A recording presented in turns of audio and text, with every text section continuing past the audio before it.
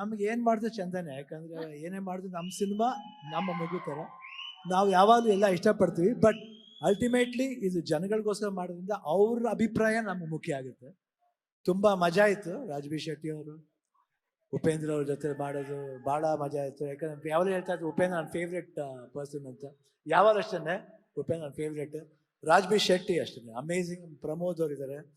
ಅರ್ಜುನ್ ಜನ first time direct ಮಾಡಿದ್ದಾರೆ. And Sudharani ಅವರು ಒಂದು ಗೆಸ್ಟ್ ಆಗಿ ಮಾಡಿದ್ದಾರೆ. ಅದು ತುಂಬ ಚೆನ್ನಾಗಿರುತ್ತೆ ನೋಡಿ, ಅಲ್ಲಿ ಬಂದು ಹೇಳ್ಬೋಸ್ಬೇಕು.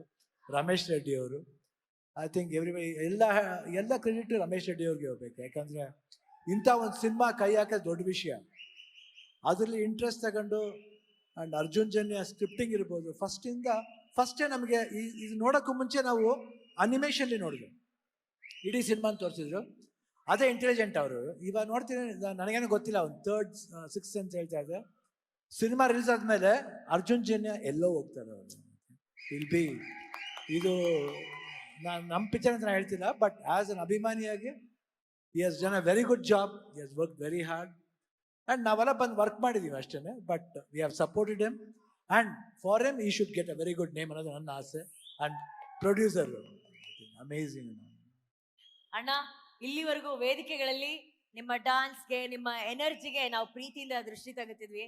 ಆದ್ರೆ ಟ್ರೈಲರ್ ಅಲ್ಲಿ ಬಂದಂತ ಆ ಚೆಲುವೆಗೆ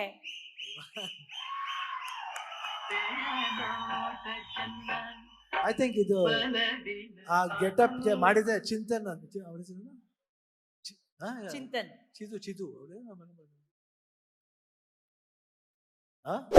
ಮಂಗಳೂರಿನವ್ರು. ಆಕ್ಚುಲಾಗಿ ಬಾಂಬೆ ಇದ್ದಾರೆ. ಈ ಡಿಡ್ ಫ್ಯಾಂಟಾಸ್ಟಿಕ್ ಜಾಬ್. ಅವ್ರು ಆಲ್ಮೋಸ್ಟ್ ಗೋಸ್ಟ್ ಎಲ್ಲ ಸಿನಿಮಾ ಬೇರೆ ಸಿನಿಮಾಗೆ ಎಲ್ಲ ಪಿಕ್ಚರ್ ಮಾಡಿದ್ದಾರೆ. ಈ ಸಿನಿಮಾದಲ್ಲಿ ಅವರು ಅಮೇಝಿಂಗ್. ಇವಾಗ ಬೇಡ ಸಸ್ಪೆನ್ಸ್, ಬಂದು ನೋಡಿ ಸಿನಿಮಾನ ಗೊತ್ತಾಗ್ತಾ. ಲೇಟೆಸ್ಟ್ ಹಾಗೂ ಇಂಟ್ರೆಸ್ಟಿಂಗ್ ಸುದ್ದಿಗಳಿಗಾಗಿ ಬಾಸ್ ಟಿವಿ ಕನ್ನಡ ಚಾನೆಲ್ನ ಸಬ್ಸ್ಕ್ರೈಬ್ ಮಾಡಿ.